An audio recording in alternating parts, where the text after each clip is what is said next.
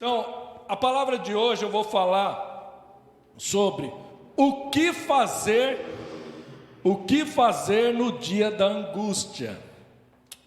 O que fazer no dia da angústia, né? No dia da tristeza, no dia da dificuldade, do problema, da luta, o que eu devo fazer? E eu vou começar essa mensagem de uma forma diferente. Eu vou começar com uma ilustração, uma história. A história de um cozinheiro,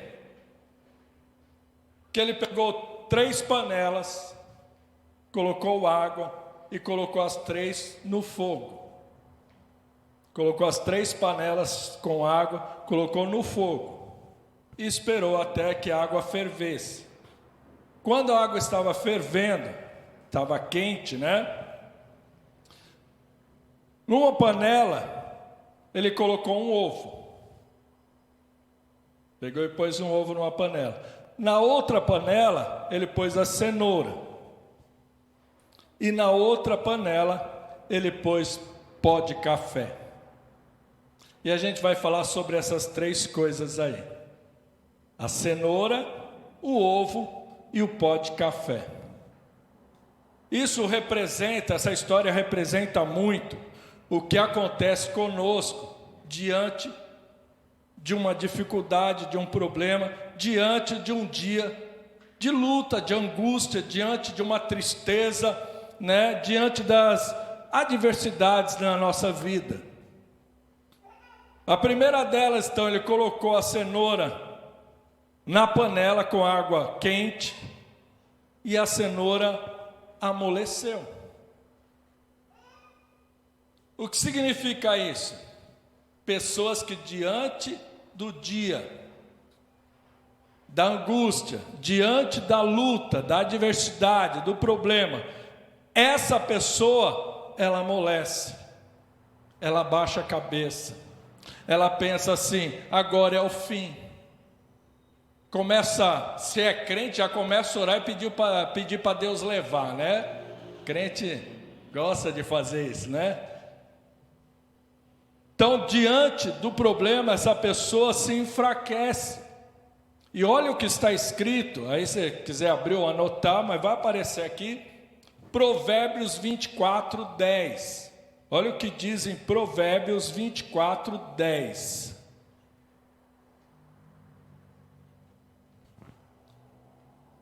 Se te mostras fraco no dia da angústia, a tua força é pequena.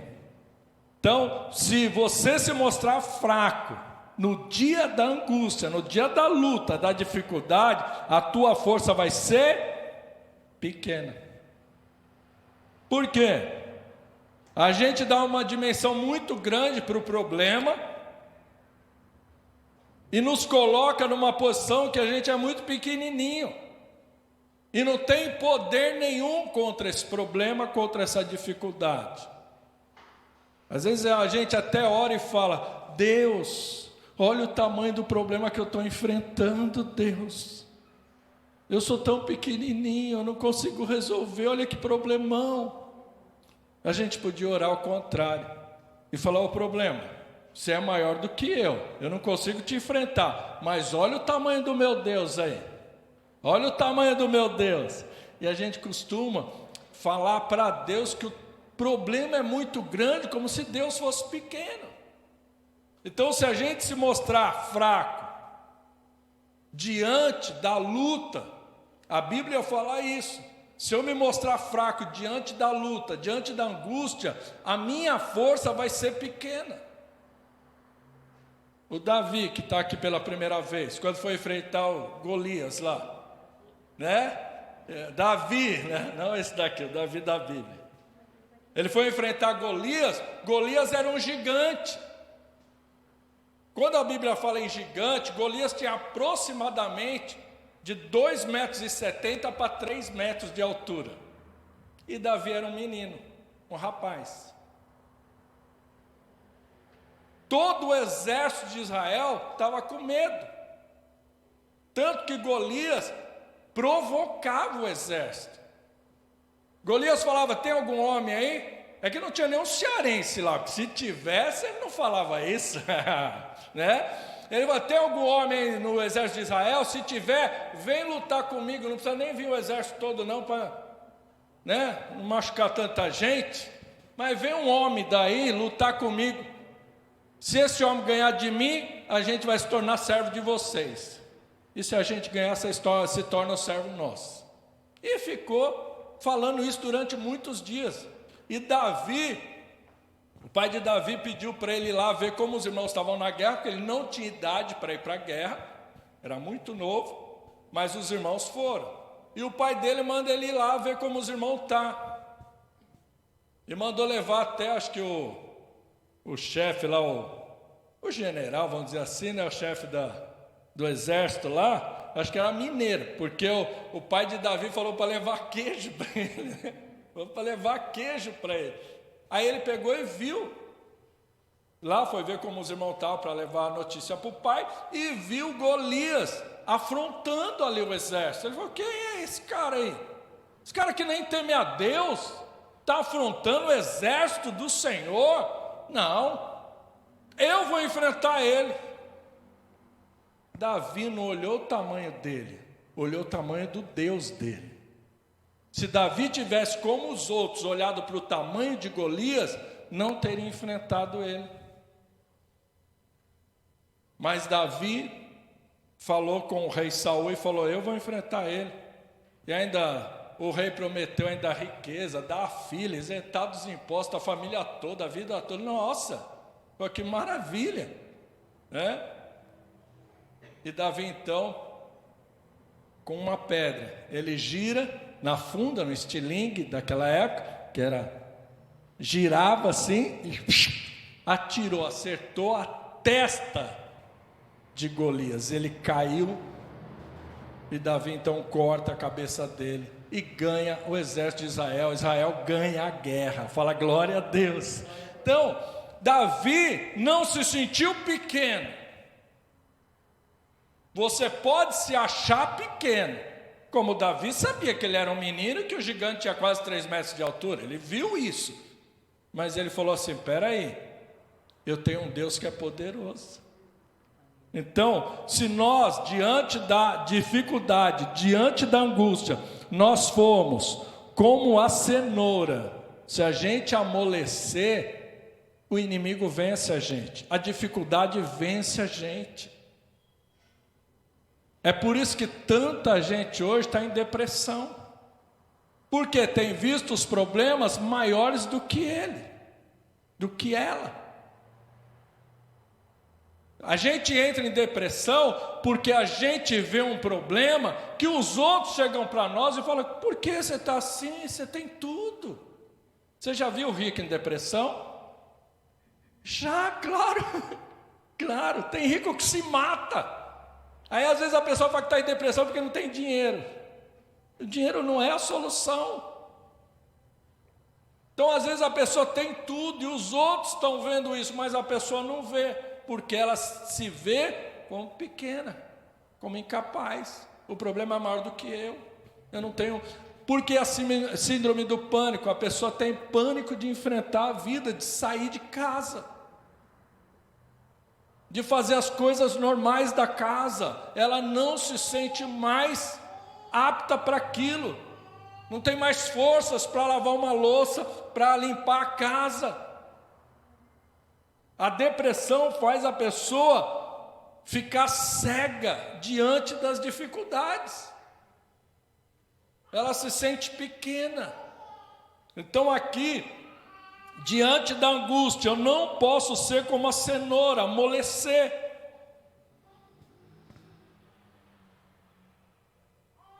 O segundo,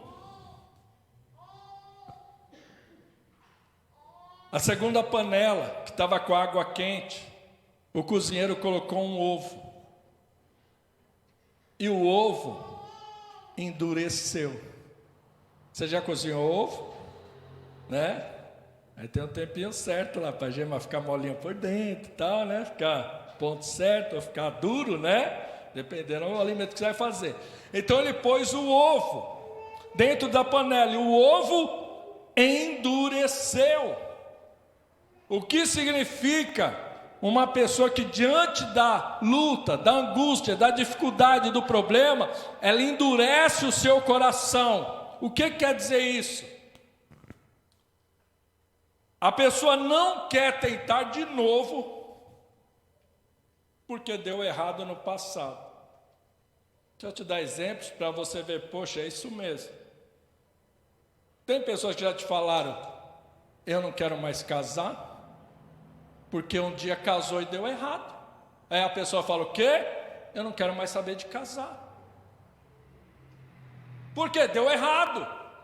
Então ela não quer tentar de novo, porque deu errado. Quer dizer, ela endurece o seu coração. Ela não vê a oportunidade, ela não vê que ela pode ter uma chance de casar novamente e ser feliz. Você já ouviu falar, todo homem é igual, só muda de endereço? Pessoas que endureceram o coração. Todos os homens são iguais? Não, né? Porque se fosse tudo igual, por que a mulher demora tanto para escolher? Pega qualquer um, né? Tudo igual mesmo. Mas não é. Claro que não é. Então, muitos endurecem o coração com a amizade. Tinha amizade com alguém, essa pessoa traiu a confiança, traiu, né, essa amizade que tinha, pisou na bola. O que às vezes a pessoa faz? Endurece o coração. Ela fala, eu não quero saber de amigo nenhum mais, não quero ninguém em casa, não quero fazer amizade com ninguém. Ninguém é amigo, não, né? A pessoa endureceu o coração. Ela pode ter a chance de ter novos amigos. Não é porque um amigo pisou na bola que, poxa, era como irmãos, irmãs, e pisou na bola com essa pessoa, não quer dizer que ela não possa fazer novas amizades, mas a pessoa endurece o coração. É como o ovo na água quente, endurece. Quer ver outro exemplo? Pessoas que endurecem o coração com uma sociedade, fez sociedade com alguém de negócio, ou comprou algo com alguém. Aí o sócio ou roubou, ou deu cano, não pagou o que devia pagar, acabou sujando o seu nome. Aí a pessoa faz o quê? Não quero mais sociedade com ninguém. O problema não é fazer sociedade, é escolher com quem faz. Às vezes você pensou, escolhi bem, certo, mas essa pessoa traiu a sua confiança. Então muitas pessoas não fazem mais sociedade com ninguém, ou não faz negócio com ninguém.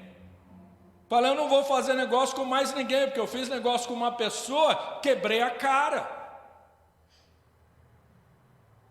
A pessoa endurece o coração em muitas áreas da vida.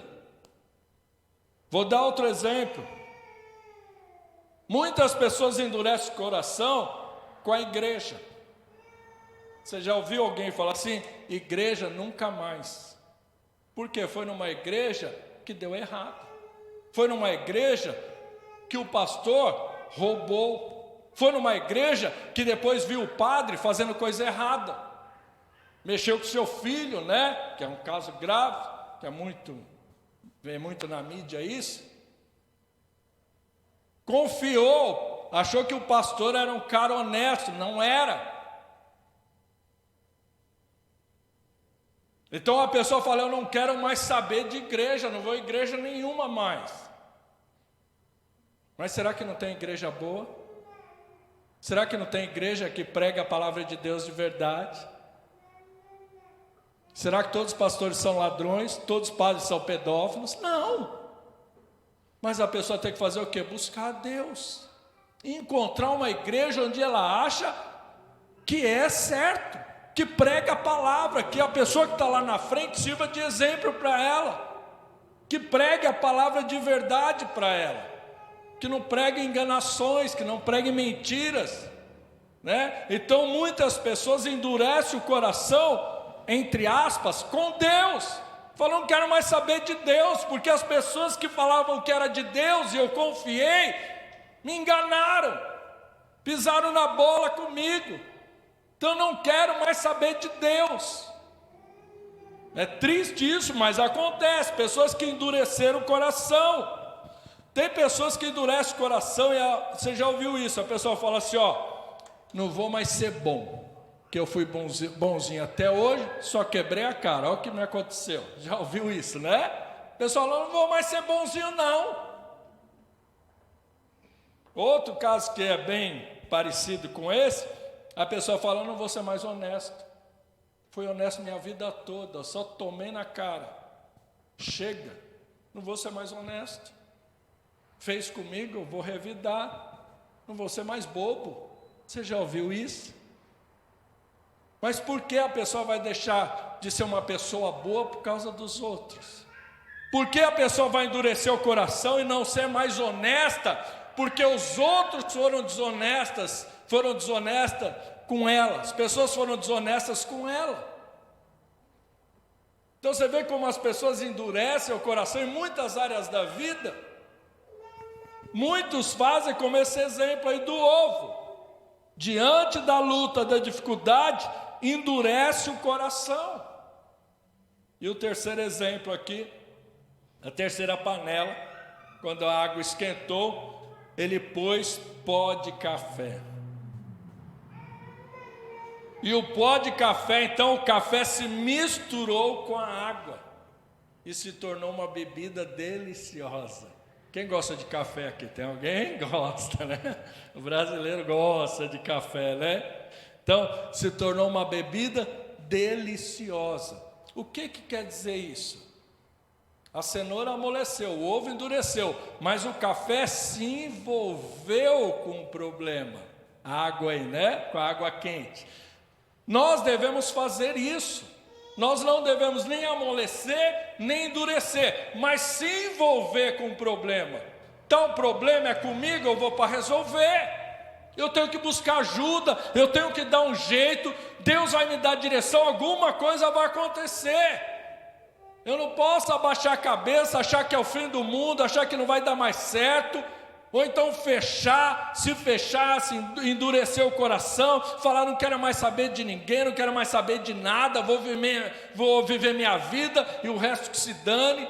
E não é assim, porque nós vivemos em sociedade, temos que esbarrar uns nos outros, aí uma hora ou outra você vai depender de alguém, ou você vai ter que ajudar alguém.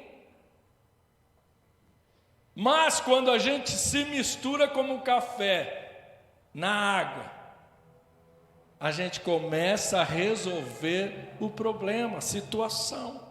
Todos nós passamos por dificuldades, todos nós passamos por dias difíceis. Jesus mesmo, ele falou isso. Hoje a moda dos pastores é pregar que a vida é só glória a Deus, aleluia, é só vitória. E pastores que pregam isso não ensinam a igreja que no dia que você tiver uma luta, um dia que você tiver tristeza, um dia que você amanhecer, se levantar da cama e pensar assim, para que eu levantei hoje da cama? Você não vai estar preparado para enfrentar esse dia. Você não vai estar preparado para lutar. Jesus foi claro, ele falou, no mundo tereis o quê? Aflições.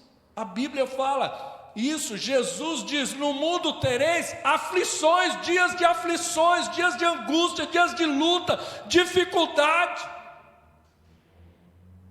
Mas ele falou o que depois? Mas tende bom ânimo.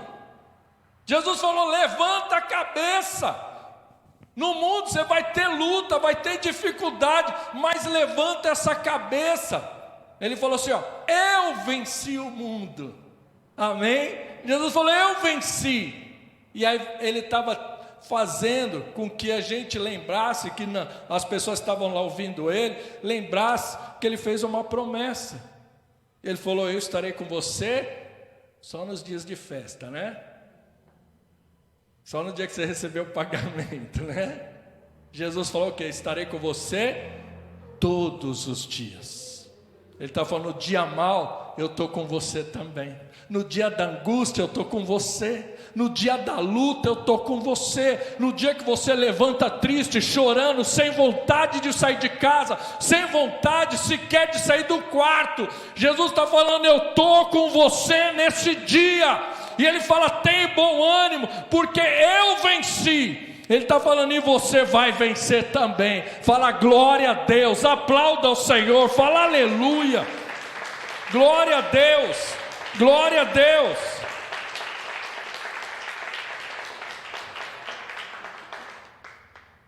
Então o que fazer no dia da angústia? Se envolva, não abaixe a cabeça, não endureça o coração, mas se envolva.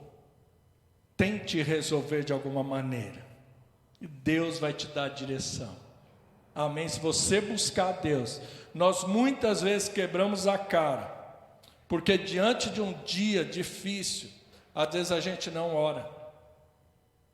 Não, pastor, mas eu falo, Deus, não aguento mais, é uma luta. Isso não é orar, gente, isso é reclamar. Você discou lá, pô, tá falando com o saque lá do céu, né? Serviço de assistência ao crente, né? Você está falando com o saque lá do céu. Você está reclamando só. Mas se você diante do dia difícil da luta, você fala, Senhor, eu estou cansado, eu tenho lutado tanto, mas eu quero pegar as palavras de Jó, Senhor, agora, e falar que eu sei que o Senhor vive, o Senhor é um Deus vivo, e o Senhor vai se levantar a meu favor, o Senhor vai fazer alguma coisa, porque eu já tentei de tudo, eu já corri atrás, eu já não sei mais o que fazer. Então isso é oração, é você desabafar com Deus. O que acontece é que hoje em dia a gente desabafa muito nas redes sociais. A gente põe nossas dores, nossas tristezas no WhatsApp, no Facebook, no Instagram lá, né? Estragando, põe tudo quanto é rede social. Manda as indiretas, né, na rede social. Mas a gente não fala com Deus isso. E aí deveria ser o contrário. Tem uma história linda na Bíblia. Acho que no livro de Isaías. Que a sunamita, né? Pois que o filho está passando mal. O filho morre. E ela vai atrás do profeta. No caminho, o servo dele contra ela. E fala para ela, está tudo bem? Ela fala o quê? Está tudo bem. Querendo dizer, com você não adianta eu falar. E ela estava profetizando, quando fala está tudo bem, ela quer dizer assim, eu estou indo falar com o servo de Deus, ele vai fazer algo.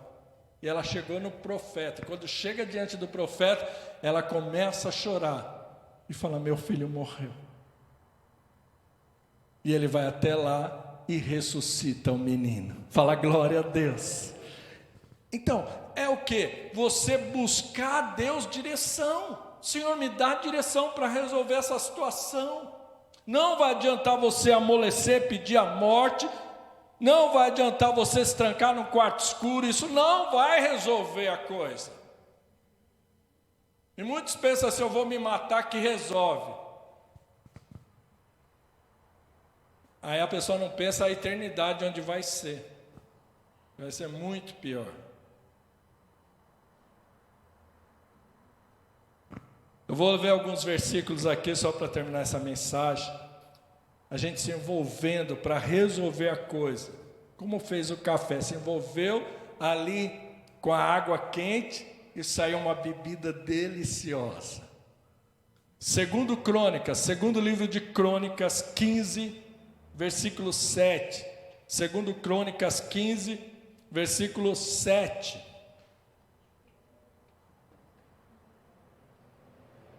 Olha o que diz aí. Mas sede fortes, e não desfaleçam as vossas mãos, porque a vossa obra terá recompensa. Eu vou traduzir para o português aqui. Seja forte, quer dizer, levanta a cabeça. Fala, eu vou para cima, eu vou enfrentar, vai dar certo. Deus vai dar direção, quer dizer, levanta essa cabeça. Depois fala, não desfaleça as vossas mãos. Quer desfalecer as mãos? Abaixar. E tem dois significados aí. Abaixar a mão, quer dizer, não abaixa a mão, quer dizer o seguinte, não pare de adorar a Deus. Não é porque você está vivendo um dia difícil, que você vai parar de adorar a Deus. Você vai parar de vir na igreja, você vai parar de orar, você vai parar de ouvir louvores, vai parar de ler a Bíblia. Então não abaixe essa mão, continue com a sua mão adorando a Deus, amém? E também não abaixar a mão, o significado é de não parar de lutar. Eu vou dar um exemplo que é muito comum hoje, luta de boxe. O que o lutador, quando ele está no boxe, se eu falar para você, imita um lutador de boxe, você vai, uma posição só, você vai fazer o quê? Porque o lutador de boxe sempre ele está com a mão levantada. Porque se ele abaixar a mão, toma uma na fuça, toma uma na cara. Então, não desfalecer a mão, não abaixar a mão, quer dizer, não pare de lutar. Não abaixe a mão. Quando você não estiver lutando, você tem que estar se defendendo. É igual o lutador de boxe. Quando ele não está atacando, ele está se defendendo. Se você abaixar a mão, você toma. Então não desfaleça a sua mão, não abaixe sua mão. Continue buscando a Deus, adorando a Deus, servindo a Deus. E continue lutando, sabendo eu vou vencer essa situação. E depois fala o quê? A vossa obra, quer dizer, o seu trabalho vai ter recompensa. Se você fizer isso diante do dia mal, diante da angústia, diante do problema, se você continuar buscando a Deus, servindo ao Senhor, se você continuar lutando, não desistir, Deus está falando neste versículo, você vai ter a recompensa desse teu esforço. Fala glória a Deus. Muitos não querem ter esforço, querem vencer a luta sem entrar no ringue. Mas ninguém vence uma luta sem lutar. Tem que enfrentar o inimigo. E se você fizer isso, buscar a Deus e não desistir, Deus fala para você, você vai viver a recompensa. Você vai viver a vitória. Amém? Deixa eu ver mais um versículo aqui, Isaías 40, versículo 27 ao 31. Isaías 40, 27, diz assim, porque pois dizes, ó Jacó, e falas, ó Israel, o meu caminho está encoberto ao Senhor, e o meu direito passa despercebido ao meu Deus. Deixa eu dar um parênteses aqui, volta lá por favor. Está falando que o povo de Israel está falando que o meu caminho está encoberto ao Senhor. É quando a gente fala assim, ó Deus, o Senhor não está vendo o que está acontecendo comigo não? E a gente fala isso. Será que Deus não está vendo? É isso que Israel estava falando. Que o caminho dele, o que eles estavam vivendo, passando, estava encoberto a Deus, Deus não estava vendo. E depois fala, e o meu direito passa despercebido ao meu Deus? Deus fala o que eles estavam pensando e falando, alguns também. E às vezes a gente fala, Senhor, por que está acontecendo isso comigo? Eu sou uma pessoa honesta. Eu sou uma pessoa trabalhadora, eu não faço mal para ninguém, por que está acontecendo isso comigo? Isso é a gente falar, Deus, o Senhor não está vendo o meu direito. E olha só, versículo, agora 28. Não sabes, aí Deus fala, não sabes, não ouviste que o eterno Deus, o Senhor, o Criador dos fins da terra, nem se cansa, nem se fadiga, não se pode esquadrinhar o seu entendimento. Quer dizer, a gente não consegue entender o que Deus faz, muitas vezes. Não dá para entender. Mas tenha certeza, os planos de Deus são os melhores. Isso é confiar em Deus. Eu vou dar um exemplo bem claro. Quem já fez cirurgia aqui tomou anestesia geral? Já fiz, né? Eu operei as varizes, daquela anestesia, eu nunca tinha tomado isso. Apaga, você acorda, acho que passou 1 minuto, já passou 1 hora ou mais. Né? Então, o médico chega para a gente e fala assim: olha, eu vou te operar, você vai tomar anestesia geral, fica tranquilo, quando você acordar já está tudo feito. Não é assim? E a gente faz o quê? Confia. A gente entrega a nossa vida na mão do médico. Ele prepara a equipe dele, de anestesistas, enfermeiros, para cuidar da gente, né? E eu lembro que a anestesista veio com aquele líquido branco, né? Aquele que é anestesia, que te apaga. Eu estava já no soro, e ela falou: você vai começar a ficar tonto, depois se apaga. Eu falei: tá bom. Aí eu tinha um relógio na minha frente, falei: eu vou ficar olhando esse relógio, quero ver se eu vou ficar tonto mesmo, se eu vou apagar. Eu queria saber qual que era a reação. Gente, eu não lembro de mais nada, eu lembro só a hora lá, que acho que era 10 para as 9 da manhã, um negócio assim. Só isso, não vi mais nada. Aí depois só veio batendo do meu lado, me chamando. Então a gente confia no médico, entrega a nossa vida a ele. Mas às vezes a gente não confia em Deus. Ele tem os planos dele, e são melhores que os nossos. Ninguém quer ir para uma cirurgia. Ninguém quer tomar anestesia geral. Ninguém quer levar ponto. Ninguém quer ser cortado. Mas a gente sabe que o médico tem o melhor para a nossa vida. E por que a gente não confia assim em Deus? Por que a gente não fala: o Senhor tem o melhor para a minha vida, eu vou me entregar a Ti, minha vida vai ser Tua a partir de agora, cuida dela. Vamos ver agora, versículo 29. Olha aí, Deus falando: faz forte ao cansado, multiplica as forças ao que não tem nenhum vigor. Versículo 30. Os jovens se cansam e se fadigam, isso é até hoje, né? Os jovens se cansam e se fadigam, e os moços de exaustos caem, né? E o 31, olha só o que Deus fala aqui: mas os que esperam no Senhor renovam as suas forças, sobem com asas como águias, correm e não se cansam, caminham e não se fadigam. Fala glória a Deus, aleluia. Deus está falando que aquele que confia nele, ele vai renovar as forças. Ou seja, a gente pode perder as forças. Tem dia que você não vai ter força, mas Deus está falando: se você confiar em mim, eu vou renovar tuas forças. Você vai voar como águia. Fala glória a Deus, glória a Deus, aleluia. Para terminar, Salmo 46, versículo 1. Salmo 46, versículo 1. Olha o que diz aí.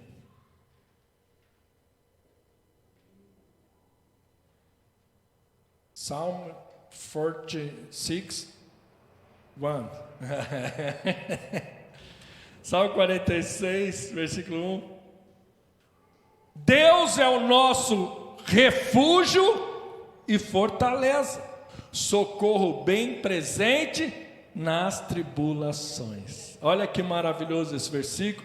O Senhor é o nosso refúgio e fortaleza. Está difícil, corra para Deus. Isso é refúgio e fortaleza. É onde eu vou me sentir seguro. Fortaleza, né? A gente vê muito nos filmes antigos, tudo, porque eles construíam o castelo onde vivia o rei, tudo lá, e fazia uma fortaleza, às vezes até em volta da cidade. A gente tem até hoje as muralhas da China, né? Então, eram fortalezas, quer dizer, onde as pessoas se sentiam seguras. Fora dali, elas sabiam que estavam em perigo, mas entrando ali na fortaleza, estavam seguros.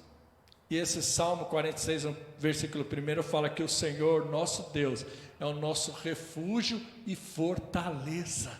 Amém? O Senhor é teu refúgio e fortaleza. Coloca de novo aí, por favor. Socorro bem presente nas tribulações. Amém? Então não se sinta mais só. Deus está falando, eu estou com você. Socorro bem presente, Deus está falando assim, ó, eu estou com você sempre. Eu estou sempre com você. Nas tribulações, nas lutas, eu estou com você. Amém? Então, confia no Senhor. Entrega a tua vida, entrega os teus cuidados a Ele. Salmo 37, versículo 5, fala, entrega o teu caminho ao Senhor, confia nele, o mais Ele fará. Então nós temos que entregar nossa vida ao Senhor, confiar nele, e deixa o resto com Ele. Ele vai dirigir nossa vida, Ele vai guiar nossas vidas, porque é tão difícil hoje a gente confiar em Deus. Se a gente tem aí mais de 2000 anos que Jesus veio a esse mundo, e deixou tantos exemplos, tantos milagres, tantas palavras, que a gente tem hoje impressa, tem hoje na internet, a gente pode no Google, dar uma busca de qualquer coisa da Bíblia e abre para a gente. Eu uso muito isso em pregações. Eu lembro de um versículo, mas não sei onde está. Sabe quando você lembra de um lugar, mas não sabe onde é? Então é mais ou menos isso. Então, hoje a gente tem tanta facilidade e ainda duvidamos do poder de Deus. O Senhor é teu refúgio e fortaleza, Ele é socorro bem presente nas tribulações. Amém?